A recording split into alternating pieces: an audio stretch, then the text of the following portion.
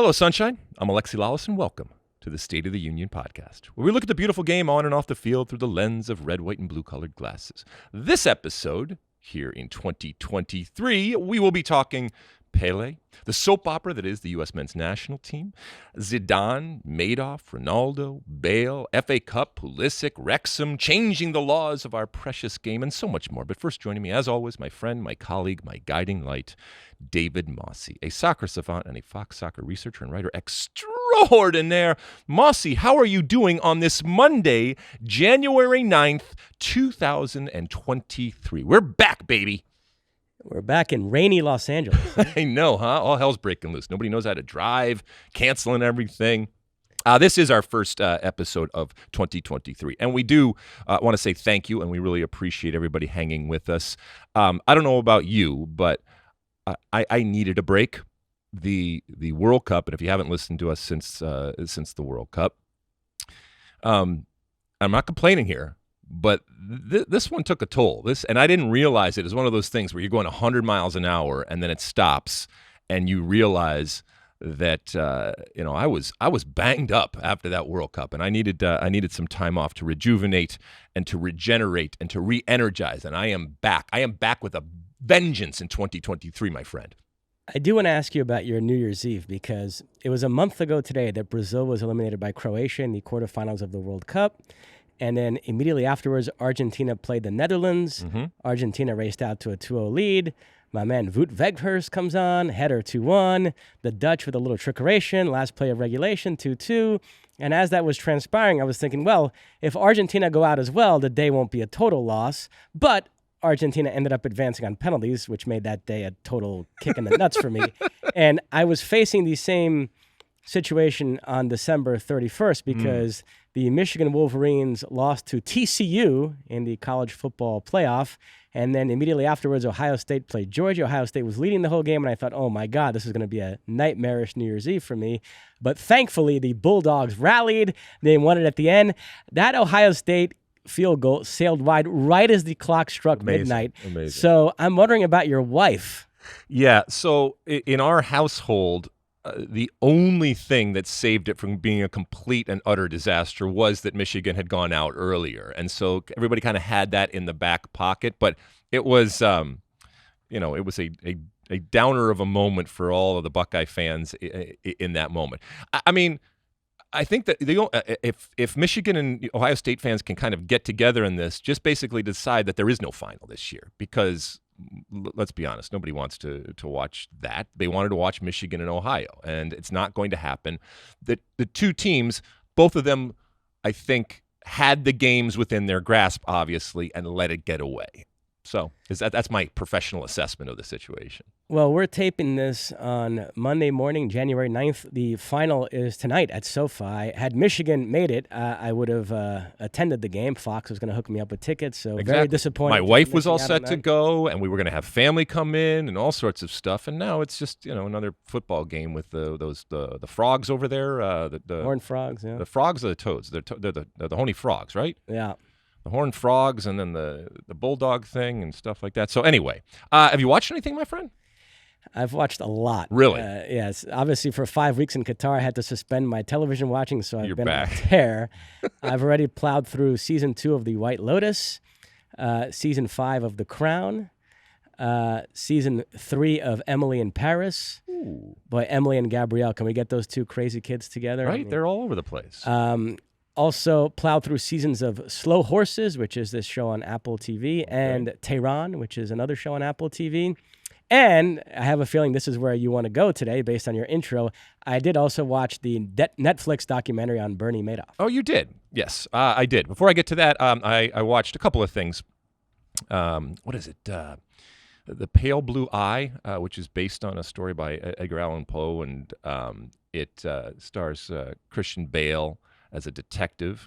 It's okay. It's a little plotting. It's a little slow. It's on Netflix, but it is kind of interesting to see Edgar Allan Poe as a character in this whodunit type of thing. And it's a period piece, so it's set back over 100 years on a military training academy. But then I did watch the Madoff thing. It's a 4-part thing, my wife's in the middle of watching it right now, and I've seen plenty of documentaries on the Madoff thing, and I think this is another well-done documentary, and it's just worth repeating and reminding us all about how easily, unfortunately, within our within our economic system and our system here when it comes to business, people can be manipulated and led astray all through greed. And when people are making money, they will not ask questions, and they will let you do pretty much anything that you want in order to get those returns. And again, it reminds us of, yes, there were huge, not just entities, but royal dynasties from all over the world that lost billions of dollars. But there were also individuals that lost everything that they had because of this this horrible person and what Bertie Madoff did. But I think they did a good job. Did you finish it? I did. Yeah. What'd you think? Very good. The SEC comes off terribly. The fact that he essentially tried to turn himself in a couple of years before he ultimately got caught. He realized the jig is up. He went to the SEC, gave them all his information, said, okay, as soon as they look into this, I'm done. And this was on a Friday. He spent the weekend already preparing to go to jail, and they didn't even catch him then. It went on for another couple of years after that, more billions of dollars more. I mean, look, if it looks like a duck and walks like a duck and quacks like a duck, I mean, evidently that doesn't apply on Wall Street, because this was identified, this was sorted out in that it is impossible to get the types of returns and results that he was getting, and yet still nothing was done about it because people like to make money and nobody wanted to do anything about it until it was not only too late, but had they done it at an earlier time, people would have obviously lost less money and the pain would have been less acute. So I'd love to say that it is a message and a reminder for us, and that this would never happen again. But even in the documentary, one of the guys says there will be another Madoff. It's not a matter of if; it's a matter of when. So be careful out there. Mosse, you ready to light this candle? Let's do it. All right, let's dive right into it. And look, I know we are coming on after a few weeks off here on the United States men's national team drama. We're going to get to that, and so we're not burying the lead, but also within the time that we were gone, we lost Pele. And whether you are Brazilian or not, I mean, the fact that this was such a huge loss showed how much this man transcended not just his nationality, but he transcended the sport. I know we both have stories of what Pele has meant.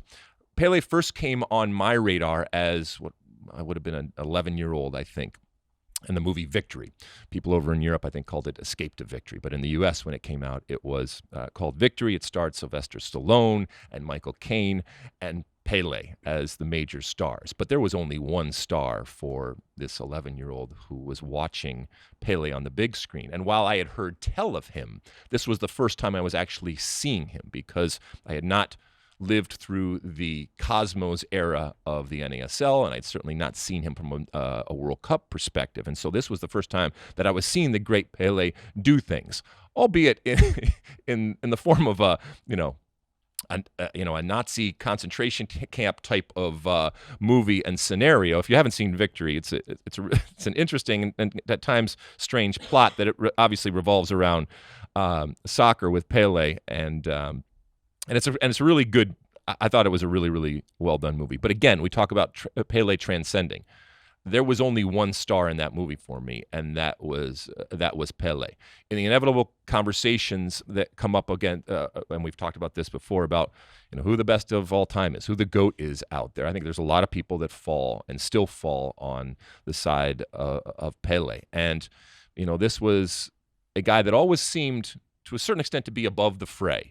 Couldn't be any more different in terms of the juxtaposition with someone like Diego Maradona, and always seemed to want to provide a positive type of impact in the things that he was doing, whether he was kicking a ball and then even after he was kicking the ball. I'm curious your perspective on Pele and how Pele ultimately was viewed from a Brazilian perspective. Yeah, dying does wonders for your legacy, because he became the GOAT again. Messi wins the World Cup for about 10 days there. All anybody can talk about is how Messi is now unquestionably the greatest player of all time, and then Pele dying kind of made people, I think, out of sympathy, sort of, Sure. wait a minute, let's recognize what this guy did. Yeah, I mean, I grew up hearing stories about him from my father, who saw him play live many times. And, my father was a Fluminense fan.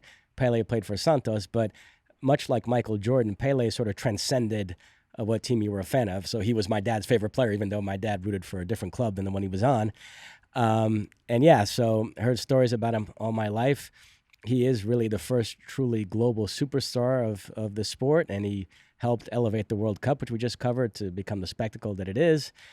So wherever you think he ranks, first, second, third, I think there's no denying his importance. I think you could argue he's the most important player in the history of this sport. And I was very happy to see the tributes because, in recent times, it does feel like younger people have tried to tear him down a little bit. And I'm sure if I went down the rabbit hole of Twitter and read the replies to certain articles, I'd find somebody saying this or that. But for the most part, scrolling through it seemed like it was very respectful. Everybody gave him his due. And so I read tons of stories about it, all the tributes from various people. I thought were all very well done. So I was very happy to see that. Yeah, I mean, his international acclaim was directly related and correlated with his World Cup play, as opposed to Santos, where he was wonderful, and he only played for two clubs, and with Santos and the Cosmos. But he really established what a World Cup is and what a World Cup can be, and the platform that we just spent the last month talking about, and the power of what a World Cup can do to an individual, and the power that can be harnessed, if it's harnessed correctly, of what it can do to the sport. And he elevated the sport every single time he was on the field, and then even after. I had the opportunity to meet him a couple of times over the years. One when I was very young, back in the '80s, and then one when I was with the Metro Stars in the early aughts, when they were bought by the Red Bulls, and they brought back a lot of the NASL guys. I mean, at one point I was sitting there on stage with Beckenbauer and Pele. It was like, one of these kids doesn't belong. But it was incredible, and he was always so gracious and kind, and wanted people to see the beauty, not just in the game, but the beauty in life through the eyes. And we talk about looking through the lens, through the eyes of soccer. And he recognized the power and the good that soccer could be. And so it's a tremendous loss, but we will have incredible memories of him as a soccer player and as a person. All right. Should we get into the U.S. men's national team? Let's do it. All right. I want to preface this because a lot has happened. I think pretty much everybody that listens to this show is into soccer, some deeper than others. But this is a story that, again, transcended the sport and hit the mainstream. And so everybody has kind of read and has an idea about the situation that came about over the last week involving the United States Soccer Federation, the United States men's national team coach Gregg Berhalter, his family, and other soccer royalty when it comes to the United States, which would be Claudio Reyna and his wife Danielle, and his son, who we know was a part of the World Cup, in Gio Reyna in Qatar. I'm not going to read all of the different things that happened, so there will be paraphrasing that gets done here. And if you want to yell and scream at me about different things, yes. This is also an ongoing type of situation, whether it's the investigation that's happening or just, who knows what more is out there. And when the principals start talking more, as opposed to just putting out statements, we might find out more. For those that want a real quick refresher, Gregg Berhalter, out of pretty much nowhere last week, came out and put out a statement saying that during the World Cup, it had come to his attention that somebody was making him and or people at the Federation aware of something that he had done and an altercation that he had had with his then girlfriend, now wife, 31 years ago when they were in college together when he was 18 years old.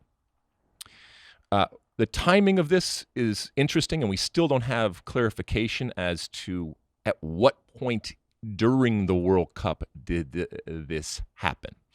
Now, this was a huge revelation and a surprise, and you read this statement from Gregg Berhalter, and you can go read it, and it reads like, during the World Cup, evidently, And allegedly, our national team coach, Gregg Berhalter, was being directly or indirectly blackmailed about a story from 31 years ago. For those that didn't hear the story, and again, I'm just paraphrasing now, Gregg Berhalter and his wife, Rosalind, were in school together. They both played for the soccer team at UNC, and they were out. They were, out and partying and doing whatever. And at a certain point, he ended up kicking her. According to Gregg Berhalter, he sought counseling for it. The families were involved. Eventually, they got back together and obviously were able to reconcile and move past this. 31 years later, it is brought up. Have I paraphrased that correctly? Do you think, am I missing anything yet? No, I think you've set it up properly. So now we're, all hell breaks loose. Everybody's like, wow, this is crazy. How could this possibly happen? And it was completely out of the blue. And people have asked me, and I'm sure they've asked you guys were there. Did you hear any rumblings? The only rumblings that we heard were relative to Gio Reyna not playing, okay? And we're going to, the Reyna situation at that point when Gregg Berhalter comes out with this is not necessarily, that connection is not necessarily made. But the only rumblings that we heard during the World Cup about drama behind the scenes were relative to Gio Reyna and his not playing and his disciplinary action and all that. And some of that came out after the World Cup too. So what we've come to find out a few days later from Danielle Reyna, who is the wife of Claudio Reyna, who is also the roommate of Rosalind Berhalter, and they all went to school back in the day. We come to find out that at some point, according to her statement, because now it's statement versus statement, she contacted Ernie Stewart, who, by the way, if you're looking at this family tree, if you will, is a former teammate of both Gregg Berhalter and of Claudio Reyna, and I'm sure has known, as I do, and all of us within this soccer ecosystem, different people, including the principals involved here. And Danielle Reyna puts out a statement saying that she contacted the United States Soccer Federation through Ernie Stewart, a friend, after the, and for those that don't remember, Gregg Berhalter, after the World Cup, gave what amounts to a TED Talk type of thing that was supposed to be private. It was about leadership, and he ended up talking about a situation the national team had where they had to discipline a player, and there was real talk about possibly sending him home and blah, blah, blah. At no point did he mention Gio Reyna, but you could read between the lines as to who this was. And while it was supposed to be private, it ended up coming out private. And Gregg Berhalter has since said that is something that he obviously regrets. But on the heels of that coming out, Danielle calls the United States Soccer Federation, Ernie Stewart, and says, hey, this is what I think happened. And through her statement, this is what I think happened. She probably calls Ernie Stewart and says, hey, this is bullshit. Your head coach now is dumping on my son. And look, we all can understand. Some of us can empathize because we actually have children. Some of us can sympathize because we can put ourselves in their situation and in their shoes of not wanting your kid to come in for unnecessary criticism, even though he or she may work in an industry where criticism is part and parcel.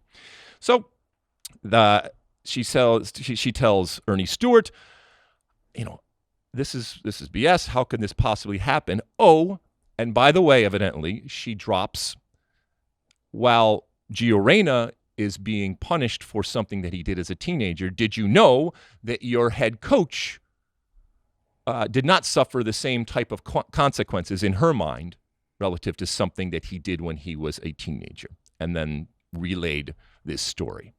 Again, you think that's a fair assessment of what happened? I do. Okay. Obviously, and again, this is what I think happened. Ernie Stewart probably said, oh, shit. Okay, now I've gotten this story.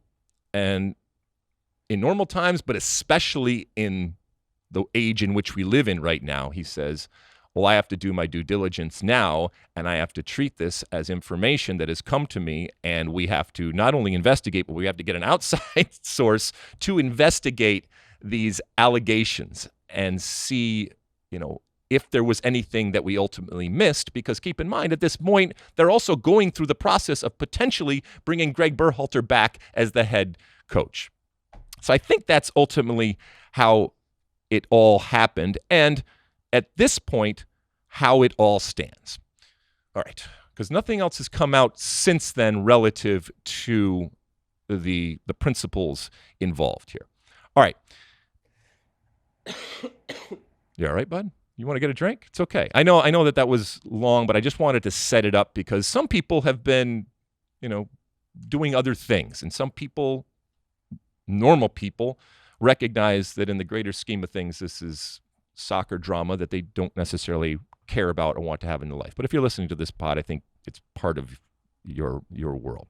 Okay, so I think my reaction was like a lot of people's reaction, in that this was a sad and unnecessary self-inflicted wound. What makes it so sad is from here today on Monday, January 9th, and certainly there could be other revelations that come out, what this looks like is that a professional soccer coach, Gregg Berhalter we're talking about, didn't start a player in the World Cup because he didn't think that player was in his best 11. And in doing that, it resulted in a private and a personal and a painful story from 31 years ago involving him, Gregg Berhalter, and his wife. And it was shared to the world. And that, my friends, that is messed up. All right? There are ultimately no winners in this. None of the principals involved, none of the families involved, none of the ancillary types of individuals involved, and none of the soccer people involved. As far as, Danielle Reyna and her defending her son, I get that. But again, a coaching decision relative to a player in the World Cup versus a private, and as I said, personal and painful revelation of somebody that happened 31 years old, I don't think that those equate by any stretch of the imagination. And she's trying to equate those two bad decisions and those two situations. I just don't think that works. Having said all of this, Mosse, as sordid as this telenovela soap opera type of situation that we are in is, this too shall pass. Okay? I am an optimist. I believe in the future of American soccer. We are hosting a World Cup in 3.5 years, which is incredible. That is where all of our focus and energy should be in preparation on and off the field to make sure that we maximize that opportunity. And that should be the only thing that we are screaming and yelling about. Unfortunately, this is what not just the soccer world is talking about. But I don't know about you, but I'm getting calls from people that have no idea about soccer saying, dude, what's up with this? This is nuts.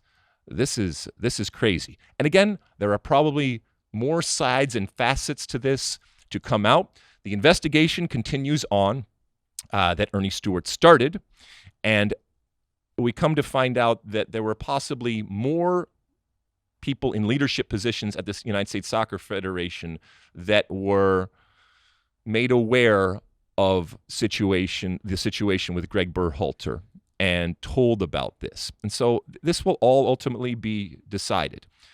Again, this is happening while Gregg Berhalter is potentially being considered to continue on for the national team. I think, as we said, nobody wins in this, including Gregg Berhalter. If he was under consideration before this all happened for the Federation, we have no reason to believe that he wasn't, to continue on, I think it's very, very difficult going forward, and it sucks. And he gets screwed in all of this to a certain extent because the Federation, especially given everything that's happened over the last few years and all of the different problems, it seems like there's another crisis every single month, they might just say, you know what, it's not worth it. It's not worth it. And it is too much baggage right now, and we just need to clean house. And so I'll leave you, and I want to hear your thoughts. If the intention by Claudio and Danielle was to not have Gregg Berhalter continue on as the United States men's national team coach because of the way their son Gio was treated in the World Cup. While this is not the way they necessarily wanted to get there, I think it still might end up like that. And that is amazing. It won't be without, incredible scars and lasting scars going forward for everybody involved. But Gio Reyna's not going anywhere. One of the great talents out there. And I hope that he continues to mature both on the field as a player and off the field as a young man. But he's going to be involved going up to the World Cup. And so he's not going anywhere. But it remains to be seen ultimately who is going to lead the U.S. Going forward. But this is sordid and ugly and, as I said, unnecessary. Mosse. I mean, should we spin it forward at this point? I mostly agree with everything you said. I had my own thoughts, but otherwise the segment's going to be an hour if we... I don't care. This is what people are talking about, Mosse. This is what people are talking about. It's okay. Don't you worry.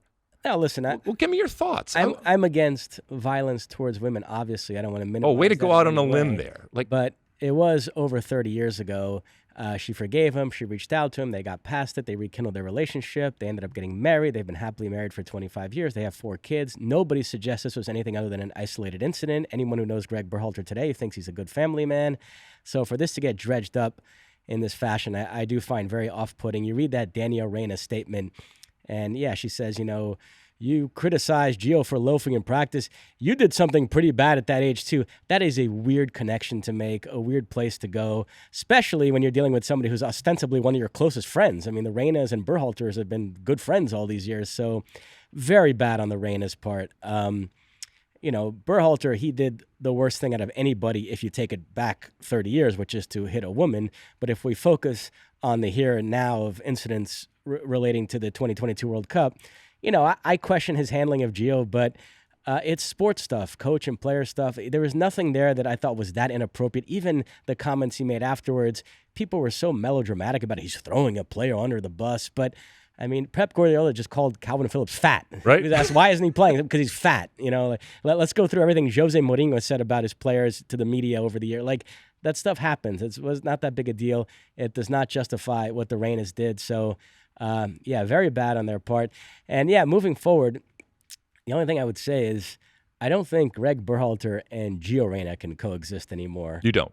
No. Okay. That would be too awkward. So if you think Gio is one of the 3 or 4 key players that this team's going to be built around in the coming years. And many people do. That does affect your decision of whether you retain Gregg Berhalter for another cycle, which, by the way, was already very much in question anyway. You and I both feel like a coach staying around for a second cycle is not ideal unless you have a very compelling reason for keeping him. I think Gregg Berhalter did a pretty good job. I don't know that he did that great a job that you would keep him for another 4 years. So it was sort of questionable anyway. And now this happens.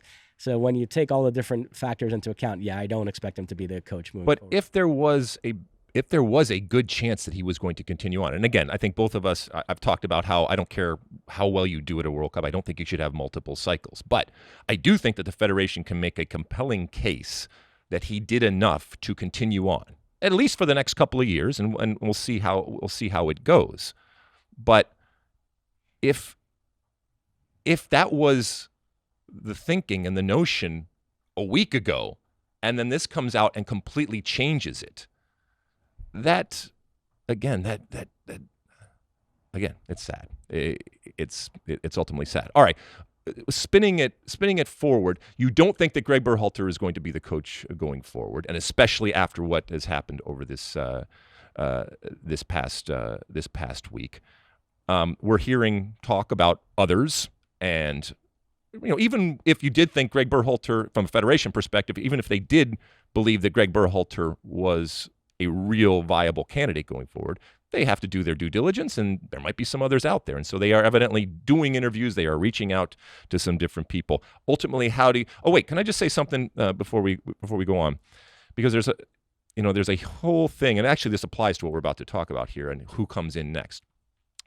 The word nepotism gets thrown around a lot and not just sports, by the way. We've seen it in the acting community right now, and there's a real examination of what it is. Is it, you say nepotism, and there is obviously a negative connotation to that, or is it just people within the business? If you are trying to find a coach that does not have any connections, relationships, baggage, biases, history out there, okay, to coach the U.S. men's national team, then you might as well go and find a 2-year-old that lives in some remote island that has never, ever seen a round ball before, because that's the only way that you're going to get it. Even if you get somebody that's, a foreign coach, which we've had in the past coming in, they come in with all of their baggage. So everybody has baggage. You scream, a lot of people are saying, oh, Jesse Marsch. You don't think that Jesse Marsch is part of the American soccer family and tree out there, and he doesn't have relationships and friendships and histories and, like I said, biases? Everybody does. We all do, okay? And human beings do. And when you're talking about soccer, these are people that have been involved in the game. And so there is an inherent type of knowledge that you want to access, an experience that you want to access. And there seems to be this notion that whether it's Gregg Berhalter or anybody else going forward, we don't want to have anybody that has any association to anybody else. Well, that's Pollyanna. That's just does not exist. Not just in the soccer world, but the world in general. It doesn't mean you don't do due diligence. It doesn't mean that you don't make sure that you are picking the best person for the job. But if you're going to talk about nepotism, Paolo Maldini, one of the greatest defenders ever. You know who his father was? Okay. Let's see. Who's the coach of the Italian national team right now? Roberto Mancini. Yeah. Did you know that Vialli, rest in peace, Vialli, he was part of the Italian Federation. So there are all of these different friendships and histories that exists. Is it bad? At times it can be bad, because it is negating or ignoring other potential candidates that shouldn't be there. But at times, it's also good because you have that experience and you have that understanding. And so the process obviously is very, very important. But just to scream and yell nepotism out there when you have Claudio Reyna and Gregg Berhalter, who played together, when you have Rosalind, Gregg's wife, and Danielle, Claudio's wife, who played together. Yeah, because we've been involved in soccer since we were kids in the United States. And while it was smaller back then and it's bigger now, it's still the American soccer community. So I'm gonna go to Philadelphia this week for the coaching convention, and I'm gonna see people that I haven't seen before, but that I have connected with over the years. Okay, and this isn't me defending somebody simply getting the job because their mom or dad was X and Y. Erling Haaland's father was a professional player. I mean, we can go on and on and on about these connections and these familiar connections, family connections that people have, that at times have benefited and at times have given people an advantage. And you know what? Soccer isn't fair and the world isn't fair. And the sooner you realize it, the better off you're going to be. All right, Mosse. Anyway, go ahead. By the way, I do want to give some love to Doug McIntyre. Did some excellent reporting wonderful. on this story. But against the backdrop of all this, there are now reports that U.S. Soccer approaches Zinedine Zidane about the head coaching position, and Zidane turned them down. Keep in mind, it's long been thought that Zidane was holding out for the France job, but they have decided to extend Didier Deschamps. Right. And not that this matters to U.S. fans, but Zidane involved in a weird story in France right now. Right. The Federation president, in discussing the decision to extend Deschamps, was asked about Zidane. He said, I didn't even consider him, and even if he reached out, I wouldn't even pick up the phone, which was an odd thing to say. And it's weird, but I think he was trying to support, really go overboard in supporting Didier and say, we have our national team. We don't need anybody else, even a great coach like that. So I think that's how it can be framed. But this is This is what happens. It happens with players. It happens with coaches. So Mbappe, among others, came out publicly and chastised the federation president for disrespecting Zidane. But in any event, he's out there available. Sure. He's not going to be the France coach. And so U.S. Soccer apparently reached out, and he said no. What are your thoughts on that? I mean, look, I love that we are aiming for, a potentially a great coach when it comes to the national team game. I love that we are looking for potential big names. I don't think that is essential going forward. I do think that this is a plum type of job, maybe not necessarily for Zidane, but this is a plum type of job given the group that we have, the incredible experience and group that we have, and not just this young group that we saw here in this World Cup, but even that younger group that's going to come up and push them over the next 3.5 years. Obviously, playing in the United States, I think there's a carrot there for whoever comes in, and it's the U.S. any way you slice it. There's a reason why so many people want to come here, okay? Because we're freaking awesome. And when it comes to the soccer team, the potential for success and legendary type of success leading up to 26 is there. By the way, our worlds are colliding a little bit because there have been reports about Brazil being interested in Zidane. But another name who some people thought U.S. Soccer should go after who is off the board is your former ESPN colleague Roberto Martinez, left Belgium after the World Cup and has now taken over Portugal, which is an interesting appointment for them. Roberto Martinez is the Doc Rivers of international football, meaning he's such a media darling that there are some that will defend him. In talking about his time with Belgium. And listen, the overall record is defensible because it does include a third-place finish in the 2018 World Cup. But I even saw some media types say you can't criticize him for going out in the group stage of this World Cup because he was in a group with two semifinalists in Croatia and Morocco, which that's ridiculous to me. Right. You agree? I love Roberto, and he's fun to talk to. And to your point, I think he really plays well publicly. He's incredibly polished. He talks about the game with an incredible passion, and he does think about the game, and I think he understands the game in a higher level than others. Having said that, I think there is at times question over style and substance type of situation going forward, and people will say, hey, he's fallen up, and that this is another young generation that's transitioning and post Cristiano into something like, he's being given again a golden gift of a wonderful Portuguese generation right now that he gets to mold. And so I guess if you look at what Belgium ultimately achieved in totality, if you believe that it is something special, then he is the right man for the job. But if you believe that he underperformed and didn't have that generation ultimately live up to what they could have been, then why would you think that Portugal would be any different? We talked about Zidane. Let's finish the segment with two players Zidane coached at Real Madrid. First up, Gareth Bale, who today announced his retirement from club and international football at the age of 33.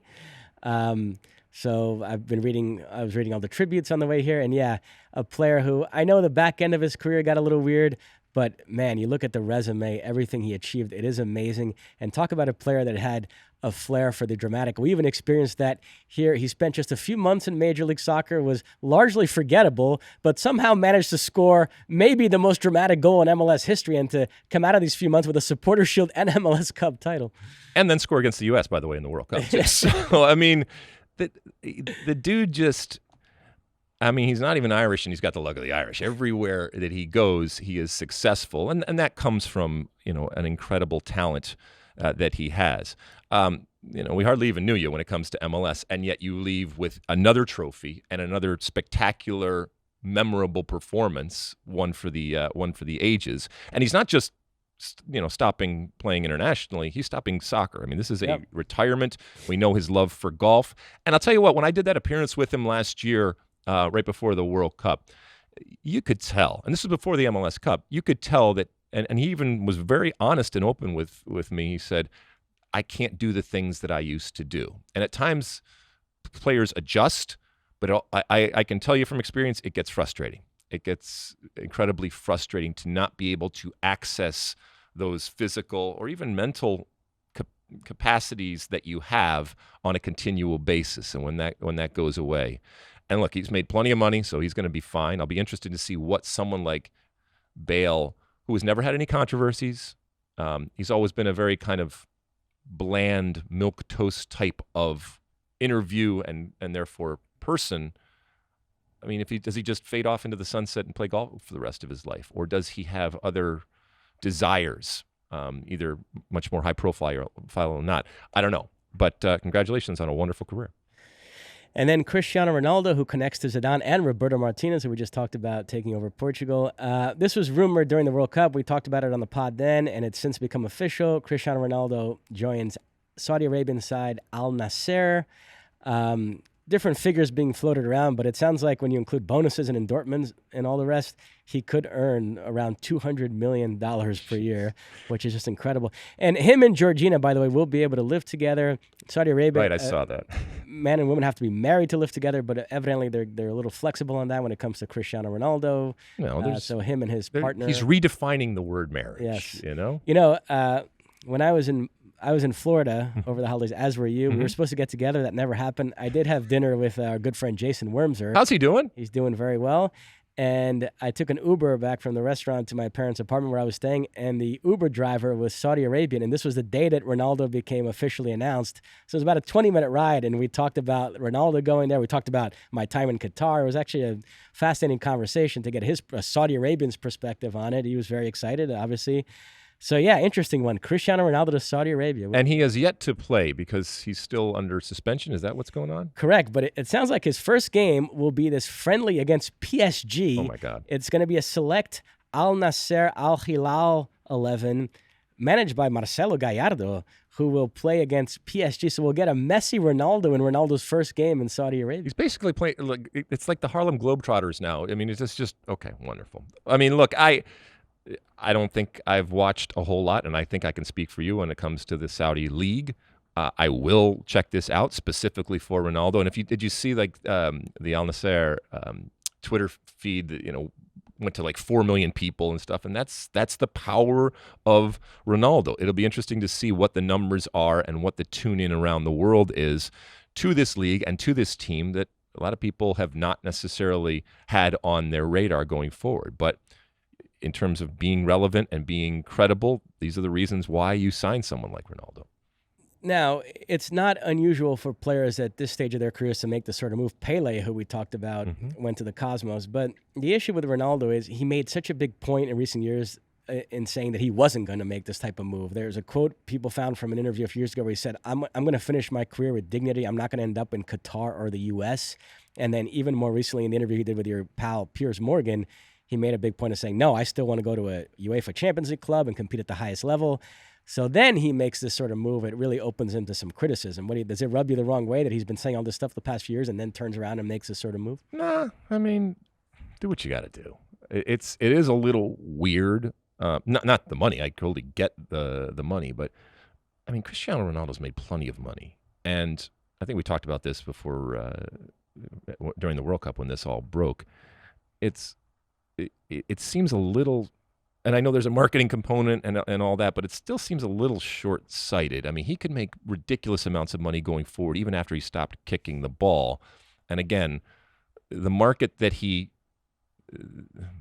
plays to, literally at times, playing in Saudi Arabia is very different than the market than if he had come to Major League Soccer and maybe other places out there. But yeah, it doesn't bother me. He's just a soccer player. Does it bother you? Ronaldo goes to Saudi Arabia. It sounds like Messi is going to re-sign with PSG. Luis Suarez just signed with Brazilian club Grêmio.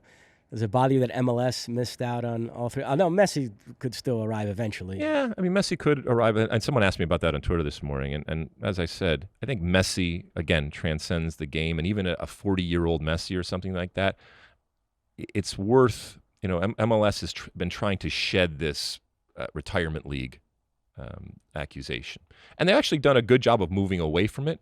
But I think Messi is a different story. So I don't think that MLS is going to be any worse off for not having signed Luis Suarez or Cristiano Ronaldo or Messi at this time. And if Messi at 40 or Cristiano at 40 want to come to MLS, as long as it's within reason when it comes to money, you get that last lap. And I think for specific players like a Messi, like a Cristiano, there is there is still a reason to do it, even at the risk of perpetuating that accusation of being a retirement league. All right, that is it. All right, we're going to take a quick break, and that was a long segment, I know, but we wanted to get into it, and I could talk about the that's the soap opera for the next 3 hours, but we're not necessarily going to do it, but we will continue to talk about it because there is still, I think, news to come going forward, including the conclusions that this investigation's come to. Obviously, the principals involved, if they continue to talk, and at some point they will talk probably much more publicly about what's going on, whether it's Gregg Berhalter, his wife Rosalind, who's been very private, and we haven't heard anything from her, Claudio Reyna, and Danielle Reyna going forward, and even Gio Reyna, who is now a part of this. All right, Mosse, ready? We'll take a quick break. We'll come back, and we'll take a trip around Europe because the leagues have started back up, the games have started back up, and so there's plenty of actual kicking of the ball that we can talk about. All right, welcome back. All right, Mosse, the games have started back up. We got games going on. It was fun to get back into the swing of things, and I eased back into it. I wasn't watching every single game, but, I'm a junkie like you, and if somebody's kicking a ball, man, woman, co-ed, naked, doesn't matter. I will turn it on. So where do you want to start? Well, the first of the top leagues to fire up again after the World Cup was the Premier League, so we'll go there first. Arsenal have continued to play well, though they were held to a scoreless draw by Newcastle in their last league game. Manchester City hot on their trail. The overarching question in England is, can Arsenal really do this, or is it just a matter of time before City blow past them and win it? The gap is 5. Those two teams still play head-to-head twice. They both have massive games this upcoming weekend. Arsenal away to Tottenham, City away to Manchester United, who are playing very well, by the way. More on that in a minute. So what do you think? I'm in the City are going to blow past them. I do too. I think it's literally the tortoise and the hare type of fable right now. And I think City actually enjoys, that Arsenal are kind of, feeling good about themselves. Yes, I don't think that ultimately Arsenal have enough in the tank to make it sustain. And I think the tank, in so many different ways that we have seen over the years, including this year when it comes to City, is so much more deep and so much more full, whether it's EPL games that we are seeing, even FA Cup games, I know we're going to discuss too, where there's just so much talent and depth. And City and Arsenal could play in the FA Cup. In fact, by the time you hear this podcast, that matchup could be set. We're taping this Monday morning. Later today, Arsenal face Oxford United. If they win that game, then in the next round, they will be away to Manchester City. City reached the 4th round of the FA Cup by demolishing Chelsea 4-0. Their second straight win over Chelsea. They also beat them in a league game. Pulisic got hurt in the league game. He's going to be out several weeks, it sounds like, so he didn't play in this FA Cup match. Chelsea languishing in 10th in the league and out of both domestic cup competitions. A lot of questions about Graham Potter right now. What do you make of it all? I mean, look, this is not a good Chelsea team now. So what you have to decide is, because it's not just Christian Pulisic, there are a bunch of injuries that are happening right now. What you have to decide is it something that Potter is doing and therefore can be criticized, or is it just this is just the situation right now and doesn't matter who's in there? You just don't have any of your the players that are going to make you competitive. As a matter of fact, in that FA Cup game, there were players I didn't even recognize, didn't even know existed that are out there for Chelsea. The Pulisic being out sucks for him. It sucks for Chelsea right now. But if you have any inkling that Graham Potter is not the man for the job, that even internally, if you made a mistake, which can happen, you cut bait. You do it now before it really gets desperate. And I think it's desperation time right now. And unless all of these injured players come back relatively soon, they are going to continue to be not just a mid-level type of team, but a beatable team for most of the teams in the EPL. Keep in mind, we are in the January transfer window. Big news this morning, Chelsea have acquired João Felix from Atletico Madrid. That has Pulisic implications. Also, they've already lined up Christopher Nkunku for next season. That obviously has Pulisic implications. Arsenal, we talked about, they're being heavily linked to this Ukrainian winger, Mudryk. Manchester United looking to make moves as well. One big deal that happened, a player we watched at the World Cup who played against the U.S. in the round of 16. Liverpool signed Cody Gakpo, made his debut this past weekend in a 2-2 draw with Wolves in the FA Cup. Alisson with an absolute horror show in that one. So there are probably going to be some big moves here the next few weeks, so we'll see how these rosters look when the window closes. But yeah, I mentioned Manchester United. 5 wins out of 5 in all competitions since returning from the World Cup. They're in the top 4 right now. If they keep playing like this, I think they got a good chance to end up there at the end of the season. Erik ten Hag getting a lot of credit. This is all occurring after Cristiano Ronaldo left, so some people are making that connection too. Casemiro's been great. Rashford has been phenomenal. Can you talk about the Rashford thing where he was disciplined for being late to the meeting, and Ten Hag didn't start him, and then he came in and scored the goal, and then it's like, oh, this is the best piece of managing I've ever seen. The only reason it's good, okay, is ultimately it worked out, and he came in, and then there's kumbaya and there's high fives, and it's not that big a deal, and all. I mean.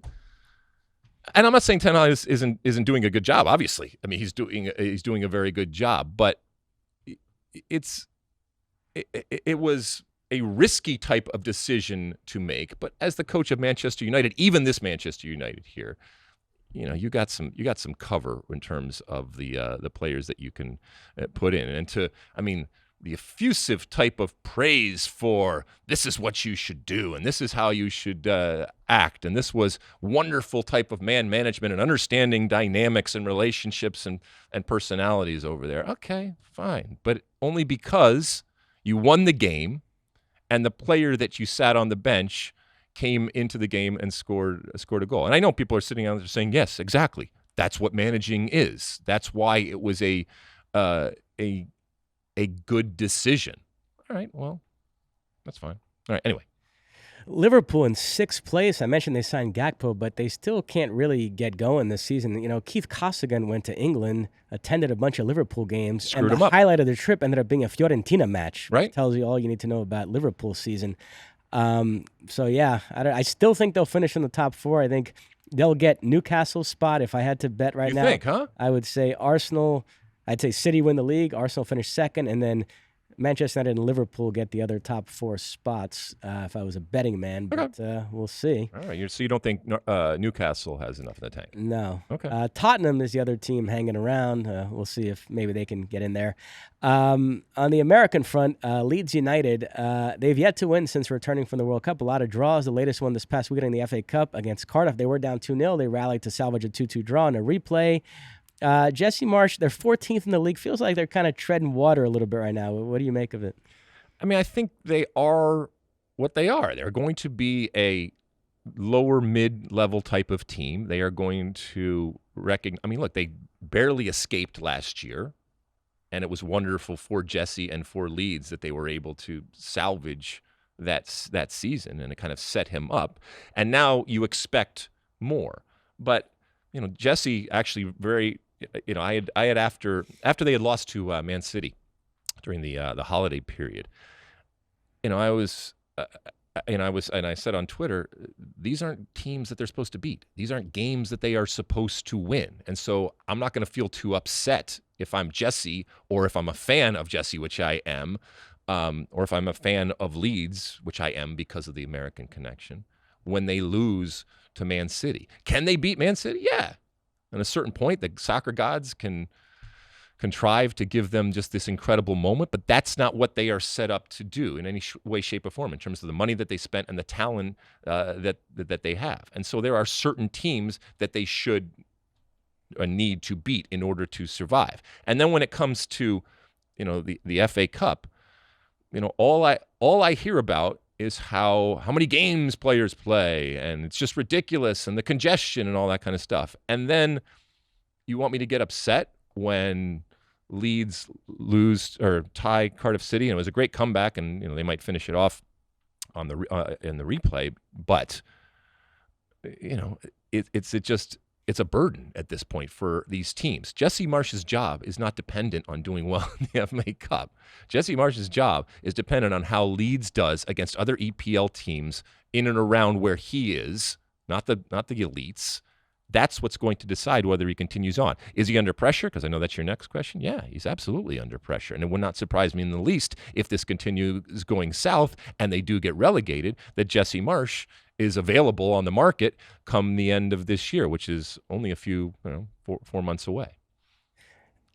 Leeds obviously have Aronson and Adams. Another U.S. player doing well in United Kingdom, Malik Tillman, can't stop scoring for Rangers. Did so again this past weekend against Dundee United. Let me ask you a big picture question.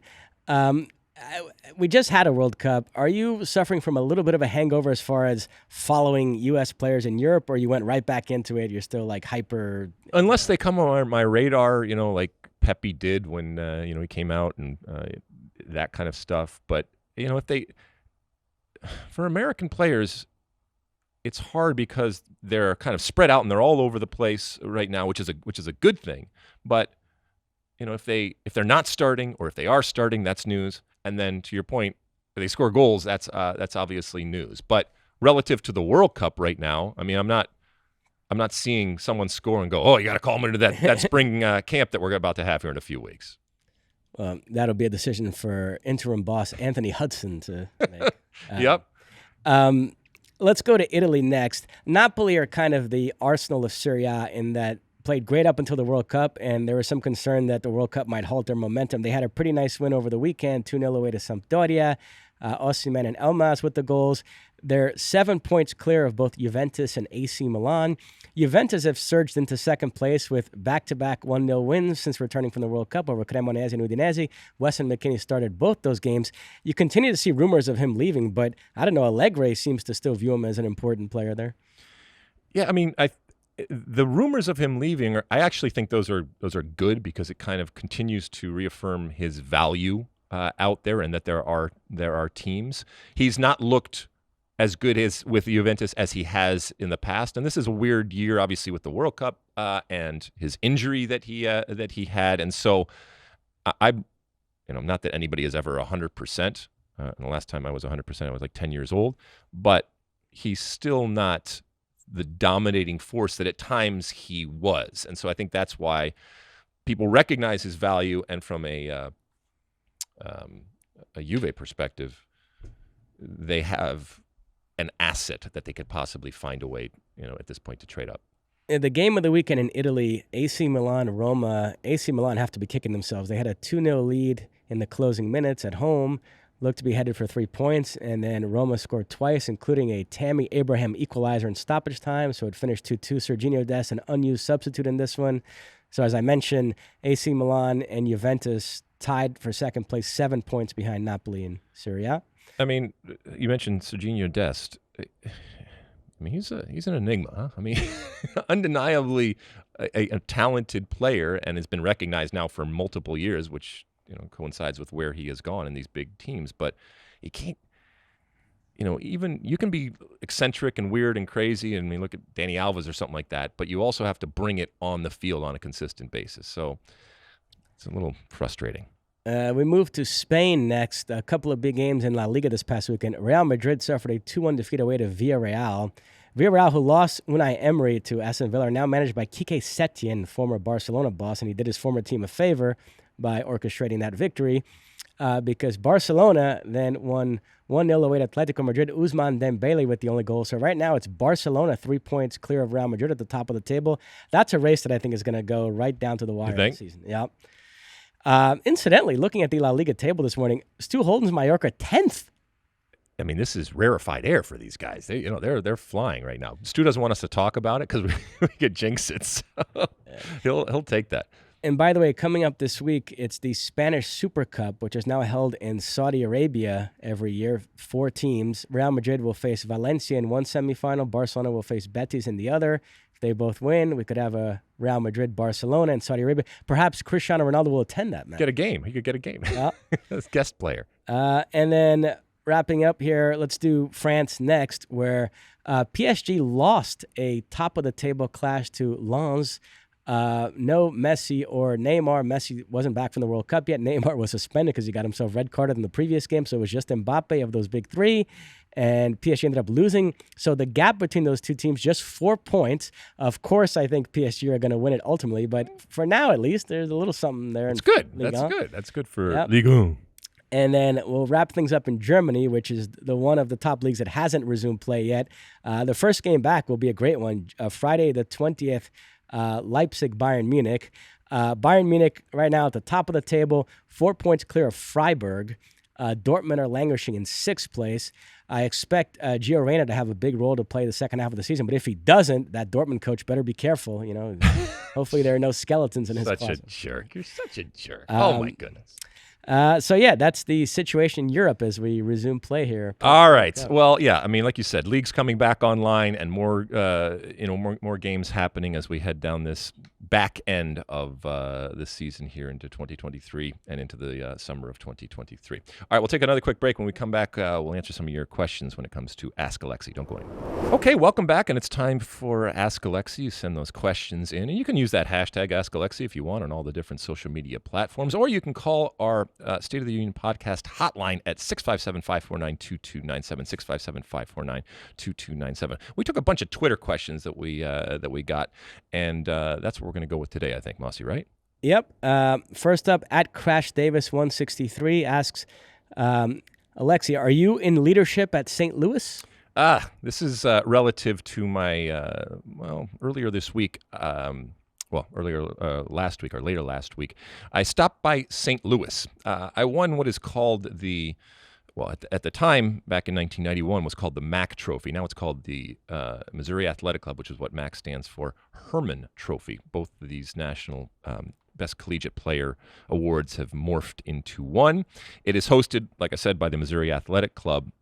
And they were kind enough to invite me back to St. Louis to be there for the presentation of this year's award.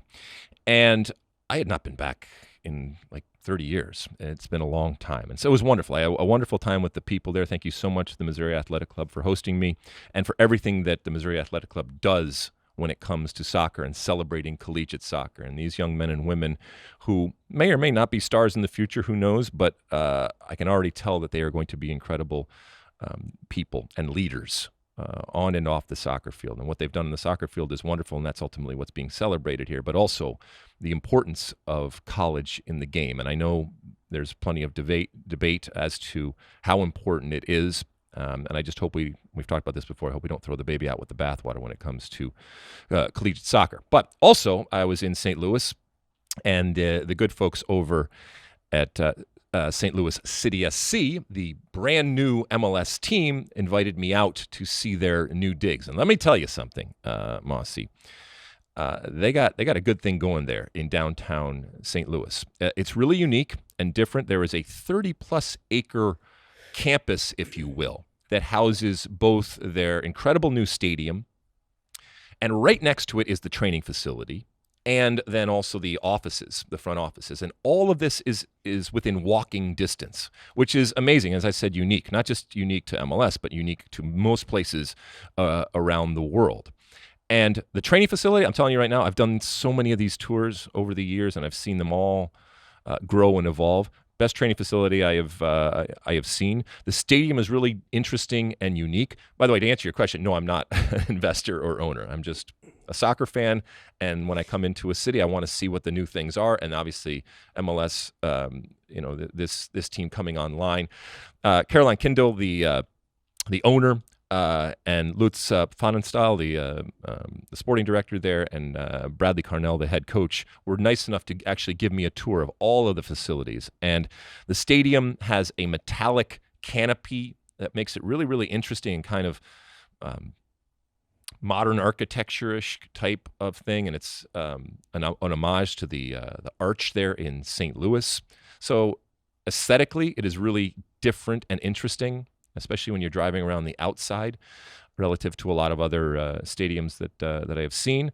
And as I said, the training facility, you can walk out the door and then walk down the ramp, and then you are at the stadium. And there's so much attention to detail, including, for example, the locker room in the training room mirrors the locker room in the stadium. It's the exact same layout. So everything is kind of the same feel. That's just one of the many, many things that are going on there, and all of the youth soccer that they have going on there. I was very, very impressed with what St. Louis as a club, St. Louis City, is going to be.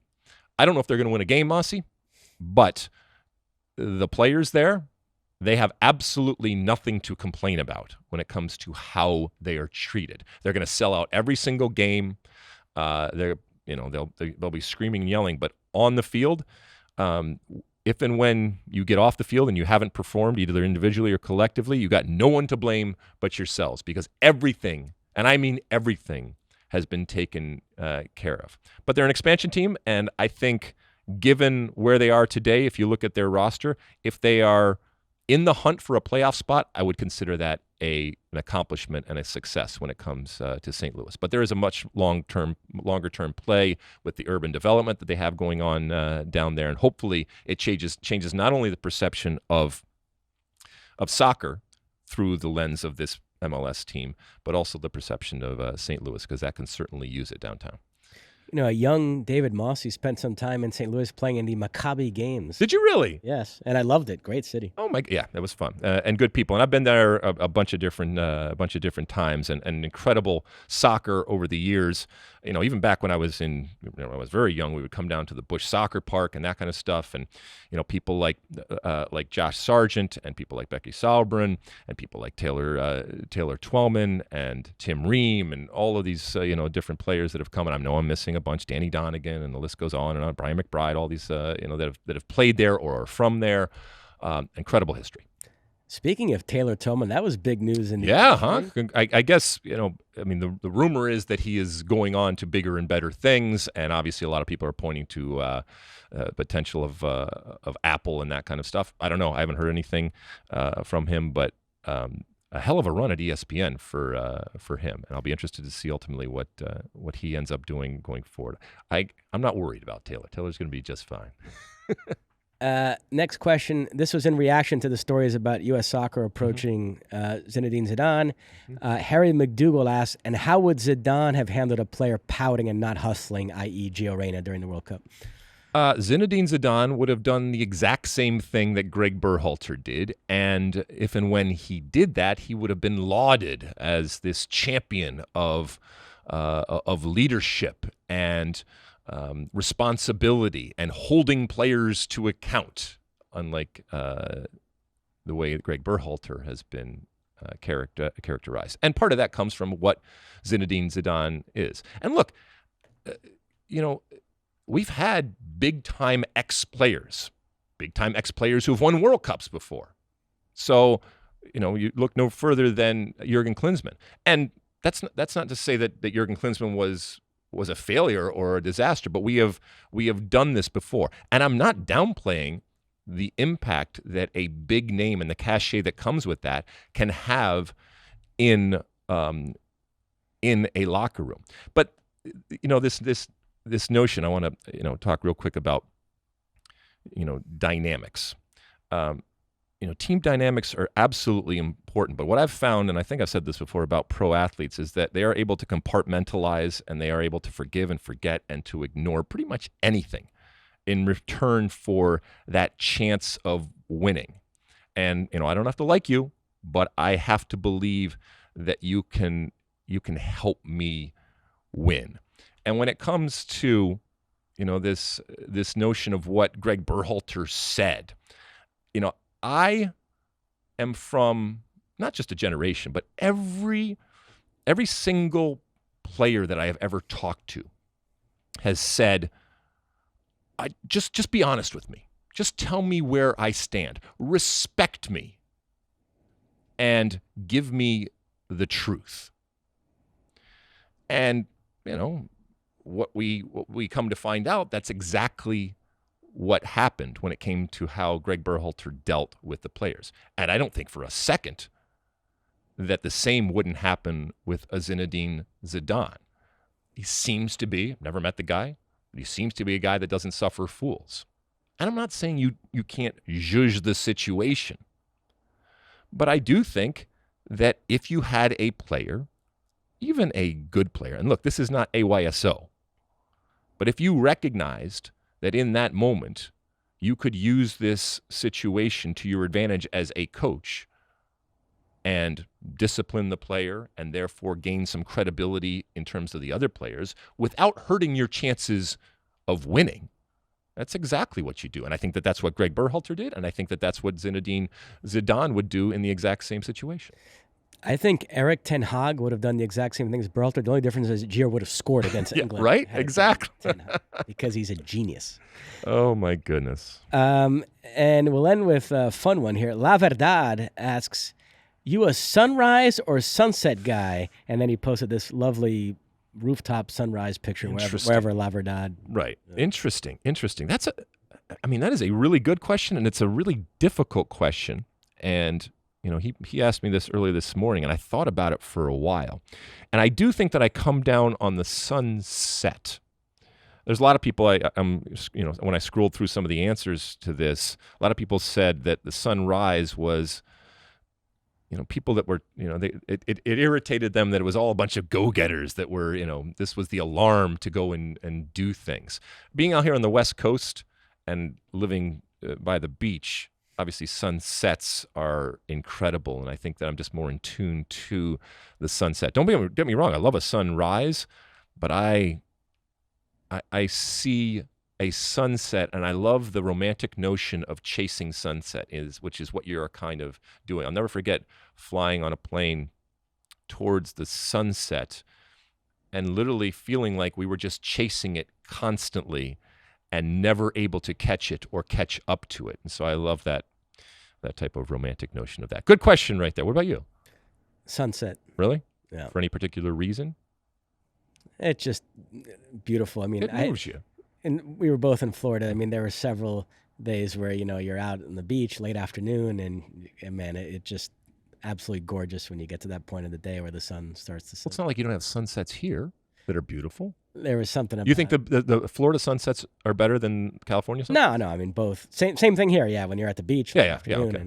I got it, yeah. Yeah, I mean, and it's nice, and, that golden hour of a sunset is beautiful, too, in terms of aesthetically, how it makes us all look much more healthier than we are. Anything else, Mosse? That's it. All right, listen, you can continue to send in your questions, and as I said, we will ramp up the State of the Union podcast hotline. That is 657-549-2297 going forward. I know we're just all getting back into the swing of things. I know we've gone a little bit long here, but we got another segment to come, and then we'll get you out of here, so don't go anywhere. All right, we're back, and it's time for one for the road. Mosse, sometimes I'm firing off these tweets that I do, and I never can gauge and tell what is going to hit and what's not. I think I've told you this before. It's just... And so I don't even try. And it never surprises me what does and what doesn't resonate out there. Sometimes I can sense a little bit that this is going to be more than the others. But for the most part, I don't know. So anyway, I woke up one morning and I was thinking, and these are things that I've thought about over the years. And I said, well, let me just put a list together. Lists are always good. We know in our business lists are good, right? So I put a list together of some, potential changes that people could be thinking about in the game. And this is an evergreen type of topic and subject. I'm always asked, what would you change in the game? What would you do this? And so I put together this list here. And my list was, these were big types of things. I said, make the goals bigger. 2 points for goals outside the penalty area. 35-yard shootout instead of penalties. For those that remember back in MLS days, we used to do that. Kick-in option on a throw-in. Hockey penalty box, sin box, whatever you want to call it, for player punishment. Offside only applies in the last 35 yards. Handball simply is any ball that comes in contact with the hand or arm. And I hit send on this.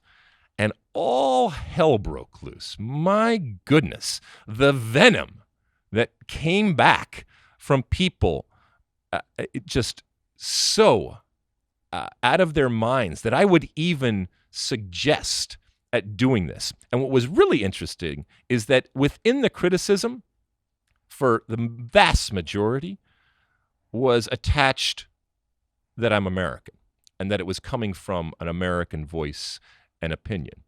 Now this, I saw something where it was translated into another, language and sent, for different press folks that were pulling this out. We in soccer, we all understand that. I know we're not supposed to say we, okay, but it is people that are involved in soccer. We take it very, very seriously. We hold it near and dear, and when we sense that somebody is trying to wreck our game in the way that we feel it is, we get very up in arms. We're very precious about the game. Before we continue on here, Mosse, anything to say on these suggestions? Is any of them plausible or float your boat? No, I would say from the third one down, I'm not saying I agree with all of them, but they're all at least worthy of conversation. What got you in trouble here is you stuck the two wackiest ones at the very top. Why is it wacky? 2 points for goals outside the box. Right. Why is it wacky? Why can basketball fundamentally change and have a 3-point shot that fundamentally changed the game, and I would argue for the better, and soccer can't? I don't know. That one seems a little too out there for me. But yeah, I mean, we've talked about the handball, simplifying it. I'm with you there. If you watch the Real Madrid game this weekend, you saw how much the vagaries of the handball rule can create controversy. Yeah, the shootout we've talked about. Sure. I dug the MLS shootout. That's not a crazy idea. Kick an option or throw in. The notion that if a player gets a red card, he's not out for the whole game, but just a portion of it, and you have to. All that stuff I think is at least worthy of conversation. Well, what was interesting is then a couple days later, a German referee came out and started talking about law changes too, and how, for example, a tactical foul in the midfield, a free kick should be awarded 17 meters from the goal. And a player rolls on the floor 3 times and needs a doctor, get him a one and make him wait outside for 3 minutes. So that type of thing. These were if a player insults a referee. So, but when someone who doesn't have an American accent and is American suggests types of law changes, it's fine. Let's consider this. I just didn't understand why people were clutching pearls and screaming and yelling about all of these different things. I'm not saying that any of these are going to happen, but just merely having the discussion that potentially your game, the game, our game, whatever you want to call it, could potentially change for the better and evolve. Just even having that discussion to some people was out of bounds. When our game has changed over the century, whether it's goal kicks being introduced, whether crossbars, by the way, being introduced to the game. We talk about substitutions being introduced to the game, penalty kicks being introduced to the game, the offside rule being changed. Hell, VAR, goal line technology, the number of substitutions, hydration breaks, all of these different things that have been added to the game. The game is a living, breathing type of being. It is going to change and evolve going forward. And the mere suggestion of doing some of these things should not have people hyperventilating. And more importantly, it should not have people screaming and yelling at me relative to me being American and suggesting these things. I saw 2 reactions caught my attention. What's that? Your old antagonist, Sid Lowe, had a pop at you for... What did he say? I don't even know. He said it was like the stupidest tweet he's ever read. Okay. But Tim Brando came out in support. Said Really? Absolutely. Some of these changes would help the sport grow here in this country. There you go. And I'm just saying, just look at them. Just think about these different things. I guarantee you, Mosse, when we are long gone, okay, hopefully many, many years from now, but when that happens, all right, let's say 200 years from now, all right, the game of soccer is going to look very, very different than it looks today. Completely different. They're going to laugh at what we are doing today as completely ridiculous and antiquated. And whether it's the laws of the game, the way that it is playing, the strategy of the game, all of that kind of stuff evolves with time. But the only way that it does evolve and get better, and we all want it to get better, all right? And you're going to say, well, don't fix it if it ain't broke. All right, fine. But you might not know that it's broken, all right?